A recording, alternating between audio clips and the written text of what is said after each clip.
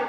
আল্লাহ তাআলা বলেন বান্দা লা তাকুনাতু মির রাহমাতিল্লাহ, বান্দা তোমরা আমার রহমত থেকে নিরাশ করো না। বান্দা বান্দা শয়তান তোমাদেরকে ধোঁকা দিয়েছে। বান্দা তোমরা চতুর্দিক দিয়ে শয়তানে ধোঁকা দেয়।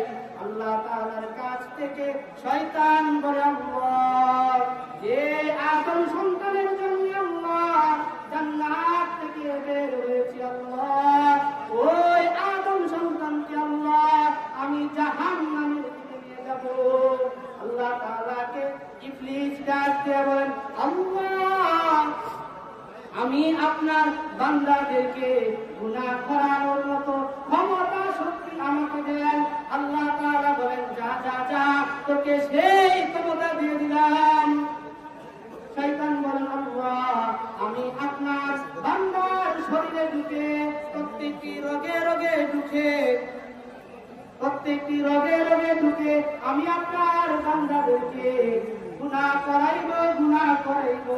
আল্লাহ তাআলা বলেন যা যা যা তোকে সেই ক্ষমতা দিয়ে দিলাম।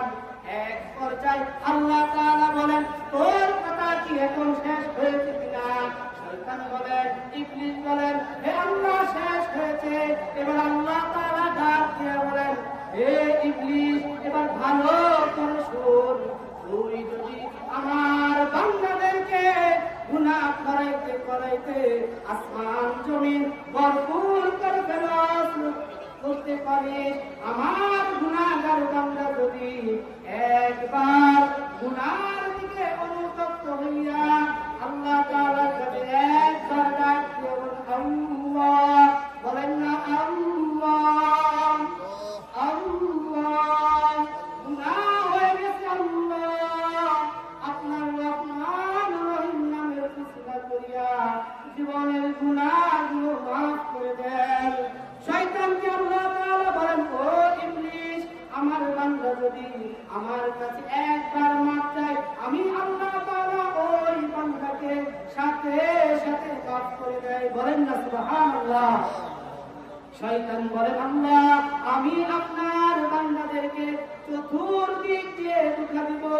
আল্লাহ তাআলা বলেন যা তোকে সেই ক্ষমতা দিয়ে দিলাম। এবার আল্লাহ তাআলা ডাক দিয়ে বলেন হে ইবলিস তুই চতুর্দিক দিয়ে ধোঁকা দিবে, আমার বান্দা গুনাহের দিকে লিপ্ত হয়ে যায়, তারপরে যদি বান্দা একবার মনে হয় আল্লাহ গুনাহ তো করে ফেলতেছি, আল্লাহ গুনাহ থেকে বাঁচান। আল্লাহ তাআলা বলেন ও ইবলিস আমি ওই বান্দার ডাকে সাথে সাথে